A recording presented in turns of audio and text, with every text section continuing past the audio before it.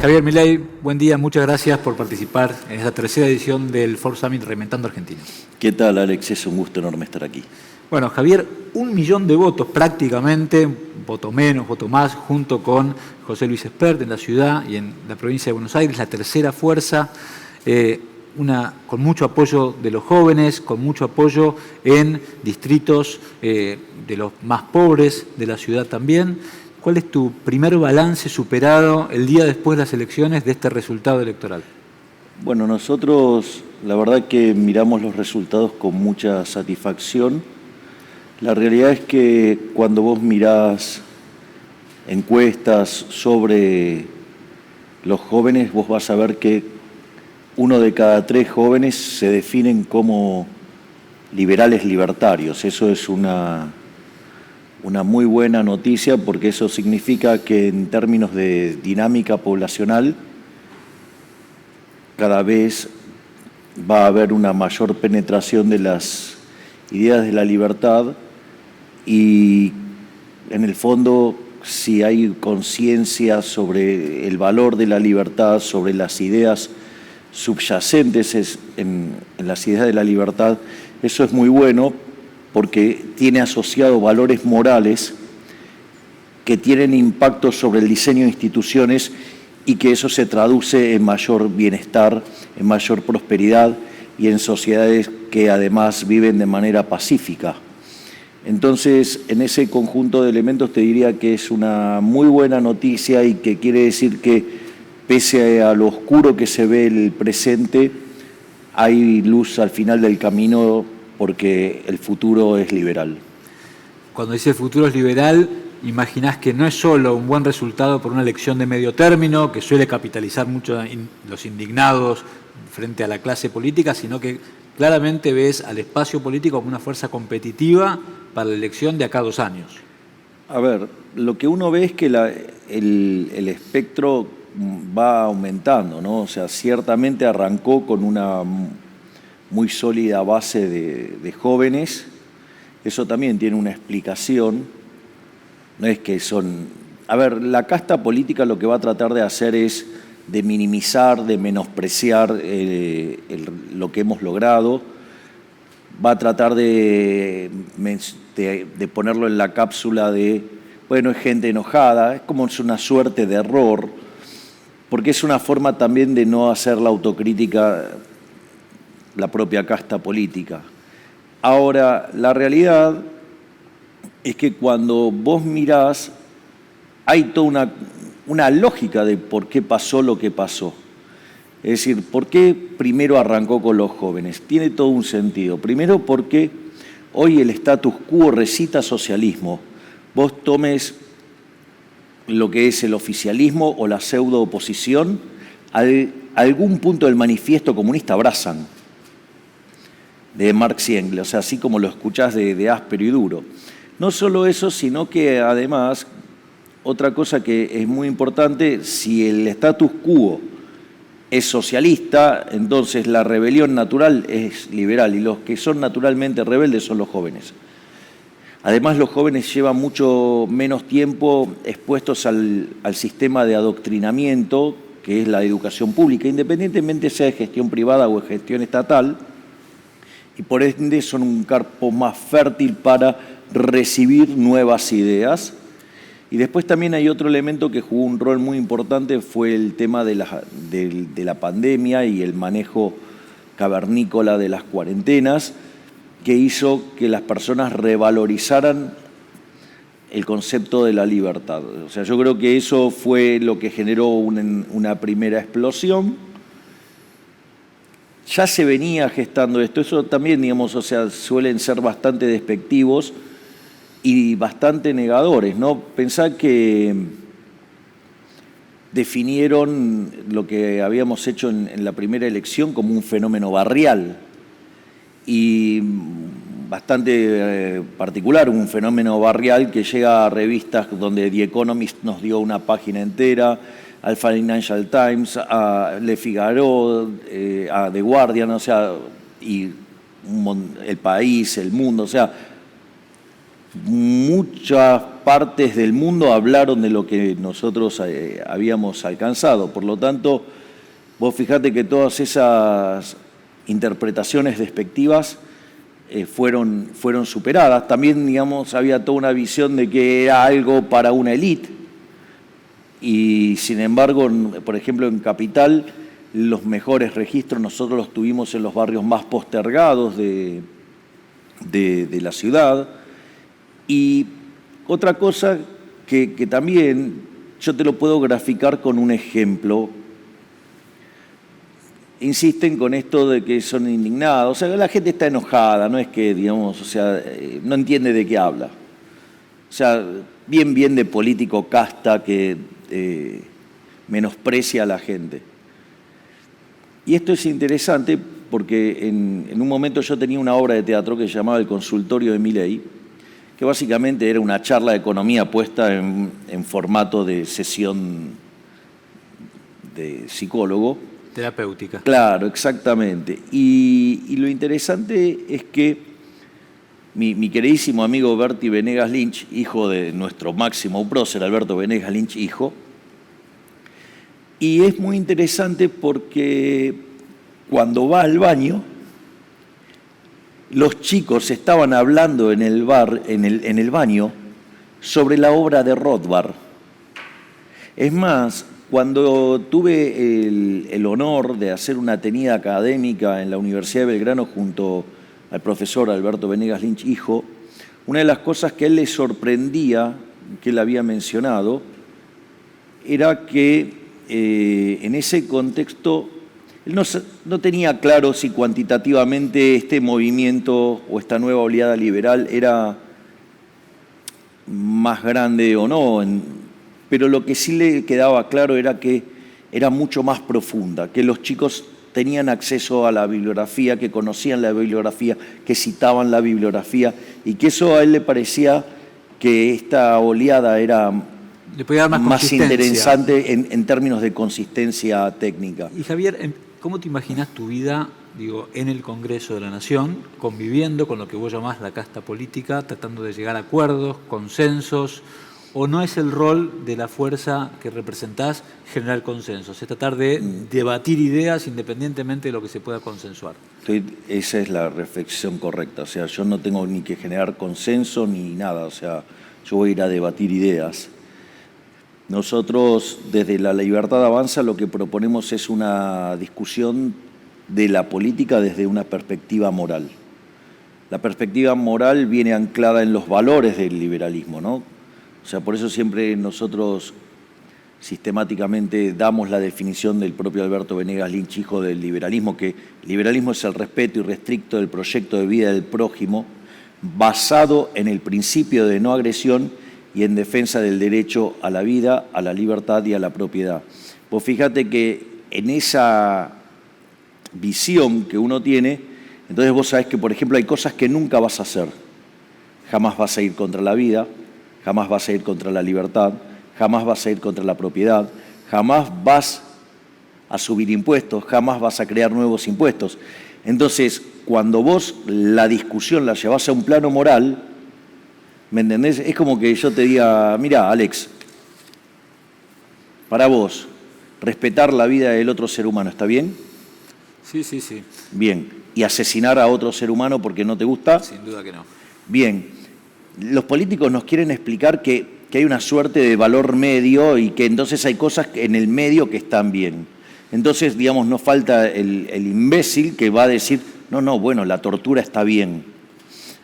Entonces, en realidad, cuando vos la discusión la llevás al plano moral, en el fondo termina quedando esto, qué es lo que está bien y lo que está mal. Te lo doy con una ahora discusión concreta.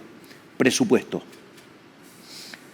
Nosotros no estamos dispuestos a aprobar ningún presupuesto que tenga déficit fiscal. ¿Por qué? Porque si vos tenés déficit, lo tenés que financiar. Si lo financiás con deuda, es cargarle la cuenta de la fiesta presente a tus hijos, a tus nietos, a las generaciones futuras, a gente que no vota, a gente que quizás todavía no nació, lo cual está claro que es inmoral. Ahora, supongamos que entonces decidimos financiarlo con emisión monetaria, con el señoriaje. Ahora, eso si no tiene una contraparte en la demanda de dinero, ¿cuál es el problema? El problema es que lleva a inflación. Esa inflación tiene dos efectos. Uno que es distorsiona el funcionamiento del sistema de precios, termina impactando negativamente la asignación de recursos, termina castigando el crecimiento económico. Pero no solo eso, sino que además, como el impuesto inflacionario es altamente regresivo, pega entre 25 y 30 veces más fuerte sobre los más vulnerables, con lo cual también es aberrante. Y la otra es que te suban los impuestos, y eso es una confiscación, es un avance sobre tu propiedad. Por lo tanto, no estamos dispuestos a ningún presupuesto que tenga déficit. Y como partimos de déficit, hay que hacer un ajuste. Y ese ajuste no tiene que ser subiendo impuestos, tiene que ser bajando gasto. Y que ese gasto golpee sobre la política y no sobre el sector privado. Ahora te hago una pregunta concreta sobre el presupuesto. Les recomiendo a todos los que están viendo más tarde escuchar un reportaje con alguien que Javier conoce bien, que es Carlos Rodríguez Brown, economista argentino, hispano-argentino que vive en España hace muchos años, donde hablábamos de la dificultad en esa charla de llevar el mundo de las ideas al mundo de la práctica. Porque, y ahora sí retomo con el presupuesto, está bien, como dijiste en tu campaña, bajar todo el gasto obsoleto vinculado a la política, pero sabemos que el costo principal del presupuesto está ligado, por ejemplo, a las jubilaciones. Entonces, el gran signo de pregunta es, perfecto, sin emisión, sin tomar deuda, sin subir impuestos. ¿Cómo se hace un ajuste que realmente mueva el perímetro en el costo para lograr ese evitar el déficit? Bueno, por eso nosotros siempre hemos hablado de reformas estructurales de 3 generaciones. La reforma del sistema previsional es una reforma de segunda generación y por eso es tan importante la primera. La primera vos tenés que arrancar con una, y aclaro que es en este orden que voy a decir, esto tiene que ver con el teorema general de segundo mejor de Lipset y Lancaster, porque la forma, la secuencialidad no es la misma. Vos, en la primera etapa, tenés que hacer una reducción del gasto público para poder bajar impuestos.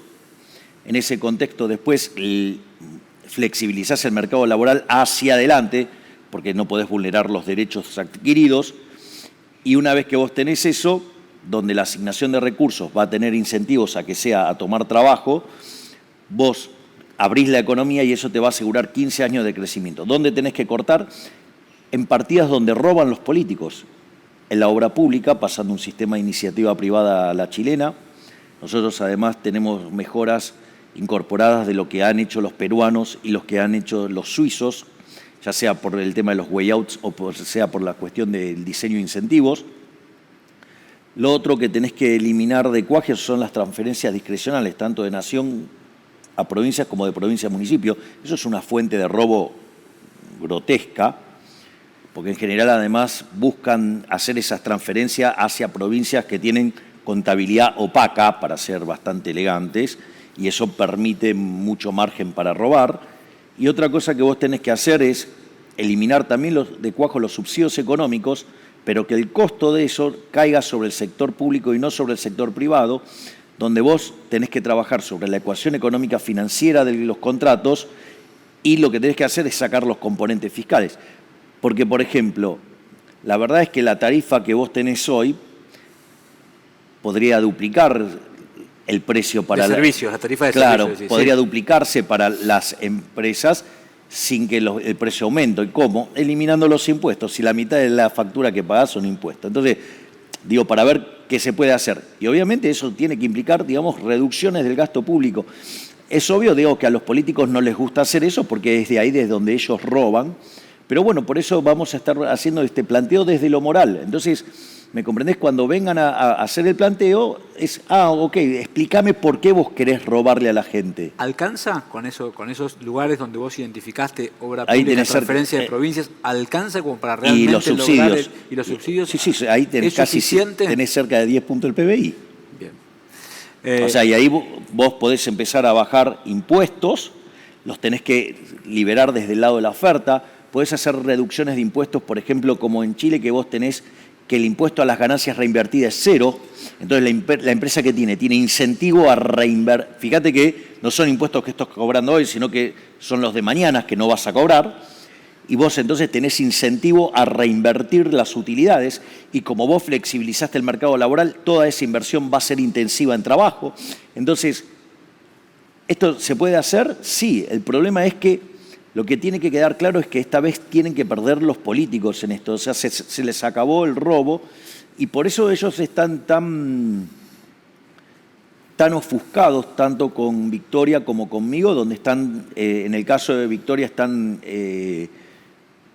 abiertamente y de manera muy intensa tratando de evitar de que Victoria pueda asumir. Y por otro lado, también hemos recibido ya información que se están generando operaciones, especialmente desde una parte de lo que es la pseudo-oposición, para buscar algunas tretas en la dinámica parlamentaria para echarme. O sea, con lo cual, fíjate que siempre... ¿Pensás que te pueden echar? ¿Que hay un operativo para que vos no puedas asumir? Hay un operativo para que no pueda asumir Victoria y hay un operativo, en el caso mío, para echarme ya estando dentro de la Cámara. ¿Con qué argumento?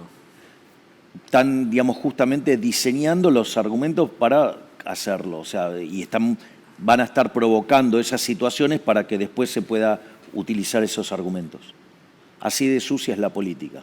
Así de basura son, así son, digamos, se las tiran de democrático y en realidad justamente lo que no quieren es que estén las voces distintas. ¿Quién está detrás de este operativo, Javier, que estás... Gente, digamos, o sea, por el lado de los ataques a Victoria, gente vinculada al oficialismo y en el caso de mi particular, gente vinculada a la pseudo-oposición. ¿Te referís al PRO, el espacio del PRO? Al espacio Juntos por el Cambio, digamos, sí, del lado de las palomas. ¿Vas a hacer una denuncia cuando tengas más pruebas al respecto para prevenir no, este digamos, o sea, vos, a ver, digo, ya han hecho, digo, varias operaciones, las cuales se las hemos desarticulado preanunciándolas en los medios, ¿no? O sea, así es que en ese sentido nosotros estamos muy alertas, estamos muy pendientes de estas cosas porque sabemos lo sucio que juegan y lo antidemocrático que son. ¿Qué fue lo que más te dolió de participar en una campaña política con esto que estás enunciando ahora? ¿Qué fue lo que más te decepcionó? ¿Qué fue lo que más aprendiste? Mira, aprendí muchísimo. Eso, la verdad es que como proceso de aprendizaje, creo que mi calidad como economista aumentó sustancialmente porque creo que la comprensión que hoy tengo de cómo funciona la política es mucho más profundo y el proceso decisorio lo tengo mucho mejor internalizado. Yo creí que siempre, desde mi visión anarcocapitalista, y aun cuando siempre dije que de corto plazo era minarquista, pero filosóficamente soy anarcocapitalista, siempre consideré que la política era una basura, un chiquero, una porquería, y al estar acá metido adentro de esto, lo que sí tengo para decir es que todo lo que yo creía era muy poquito, es muchísimo peor. O sea, es muchísimo, pero muchísimo peor lo sucio que juegan los políticos. A veces vos creés que los malos son malos y en realidad son malos, pero a veces Dios, que se aparecen como los buenos son mucho más malos que los malos. Bueno, ahí volvemos, te tengo que repreguntar a lo que acabas de decir antes, de las palomas son las que estarían dentro del espacio Juntos por el Cambio, son los que estarían generando una operación para que vos no puedas asumir y no los halcones, digamos. De hecho, digamos, o sea, con los halcones yo tengo una excelente relación. Entonces, en ese contexto, lo que yo tengo para decir es, contarle a la gente, es que esto es mucho peor de lo que se imaginan. O sea, yo tenía una muy mala opinión de esto, es muchísimo peor, pero el problema es que si no das la pelea, ¿sabes lo que pasa, Alex? Mirá, la hinchada argentina es maravillosa, fabulosa, pero los goles los hace Messi. Y para que Messi haga los goles tiene que jugar, se tiene que calzar los cortos, y tiene que jugar. Aquellos que creen que se puede hacer algo desde la tribuna, les propongo este ejercicio. Que pongan una pelota en la mitad de la cancha y que se pongan a gritar a ver cuántos goles hacen, a ver si se puede mover un poquito la pelota. Entonces, la única forma de modificar esto es involucrarte, porque si vos no te involucrás de modo directo, lo hacen ¿quiénes? Los otros, los colectivistas, y siempre vos tenés que te terminan corriendo la discusión siempre a situaciones más colectivistas, y en eso nosotros también estamos muy satisfechos con lo que logramos, porque si vos te fijás, nosotros hemos logrado correr el centro de la discusión. Durante toda la campaña el liberalismo estuvo en el centro del ring. Durante toda la campaña muchas fuerzas tuvieron que adoptar discurso liberal. Lo más grosero y más insultante para la gente debe ser lo que hizo la gente de Juntos por el Cambio, en especial en la ciudad autónoma de Buenos Aires, donde falsamente firmaron un compromiso de no subir impuestos y a los pocos días el señor Larreta manda un ajuste de todas las tasas. Mirá, digo, no hay nada más obsceno que gente tratando de justificar el robo. Porque en el fondo, primero porque te estafó, porque te dijo una cosa y no la hizo, y segundo, es un juego de suma cero. Si vos, digamos, la situación tal como estaba, vos ibas a tener una reducción de la carga fiscal, ese ajuste que hacen te lo están sacando. Por lo tanto, digamos, tu bolsillo está peor, no está mejor. Claro, el argumento de que solamente es un aumento nominal de cuando Bien. Los salarios no tienen el mismo aumento. Podemos claro. discutir un montón de cosas, de errores groseros. O sea, el hecho de vuelta, esto es para generarle más ingresos al sector privado. Por lo tanto, además pondría una lupa gigante sobre aquellos que los defienden. No solo los políticos, cosa que entiendo porque es de donde roban la basura de los políticos, sino que además pondría la lupa también, digamos, o sea, gente que supuestamente está en el sector privado defendiendo algo así. ¿Qué político te sorprendió para bien que conociste en la campaña? Para apartarnos de la generalización de la basura de los políticos. No, hay muchos políticos de los que tengo una excelente opinión. O sea, claramente con quien tengo muy buena relación y respeto mucho es a la señora Patricia Bullrich.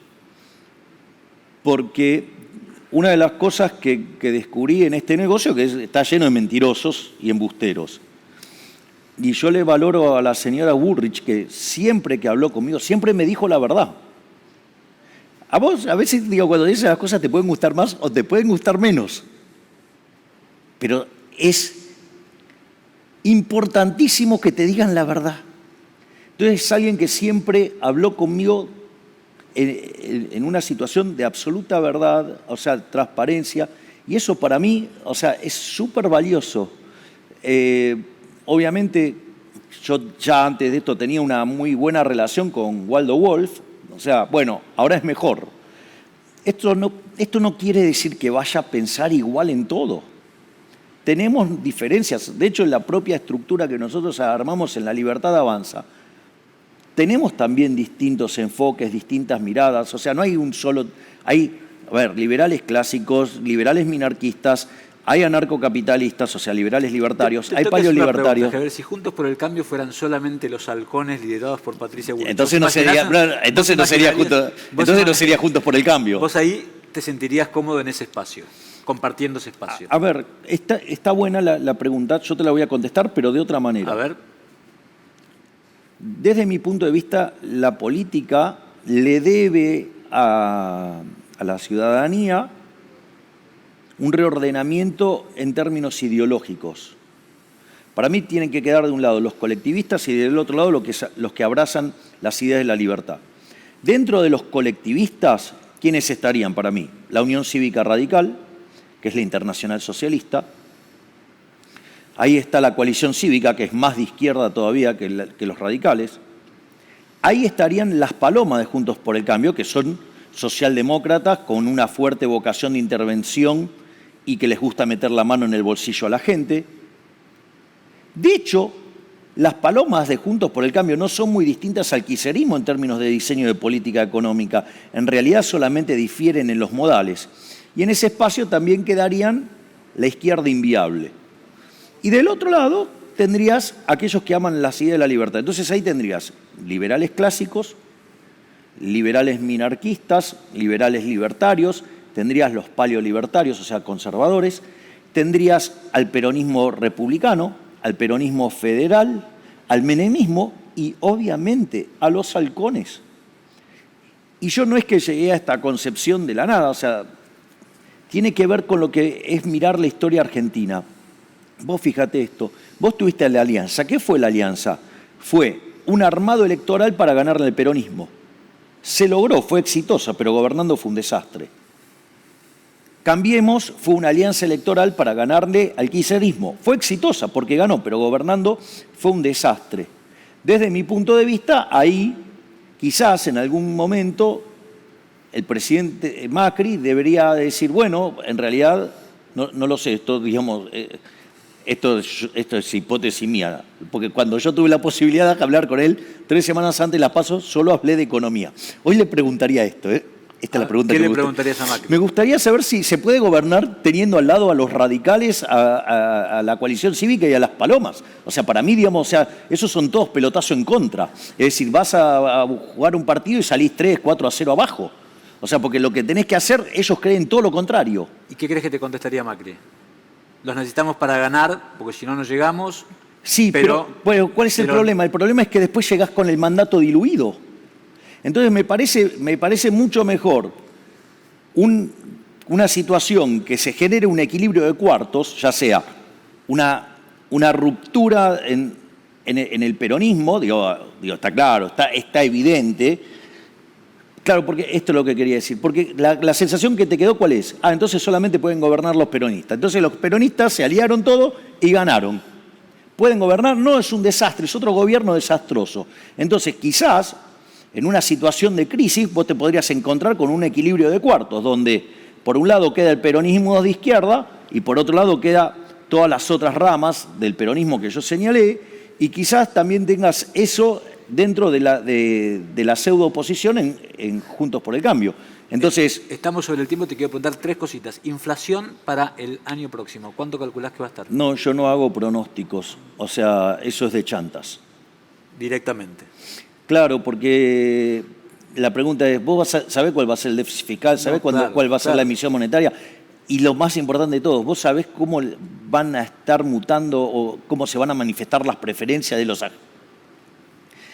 Eso dejárselos a los chantas. Y la otra pregunta es, ¿te imaginás siendo presidente de la Argentina? ¿Te lo puedo contestar con una pregunta? Sí. En el año 2019, ¿vos te imaginabas esta charla? Por supuesto que no. Bueno, entonces el 2023 está tan lejos y la situación económica argentina es tan delicada que si te contestara esa pregunta sería más chanta. ¿Pero te gustaría? Si te gustaría ser presidente, esa pregunta sí, es independientemente de la factibilidad. Eso de vuelta, yo para ver algo así tendría que creer que puedo transformar algo.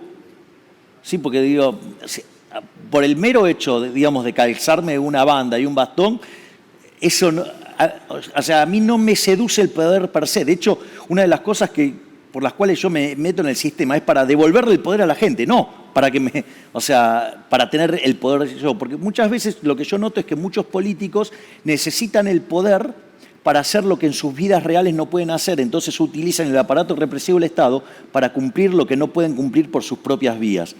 Entonces yo no tengo, digamos, o sea, así una cosa que el poder, suspiro por el poder. No, digamos, o sea, el poder para ser feliz lo tengo yo mismo, ¿me comprenden? No necesito nada exógeno. Pero si llegara a darse una situación donde habría todo un movimiento cultural basado en un conjunto de morales, de valores morales, que quisieran transformar la Argentina hacia las ideas de la libertad y que circunstancialmente mi nombre pudiera estar ahí, yo no le escapo a los desafíos. Javier Milei, muchísimas gracias por abrir este encuentro Reinventando Argentina. Gracias, Alex. No se vayan, ahí viene el primer panel. Estamos con Daniel Funes de Rioja, estamos con el fundador de Siglo XXI y con Diana Mondino, el doctor Rabat, y con Diana Mondino. Los esperamos, no se vayan, esto sigue hasta el mediodía. Gracias.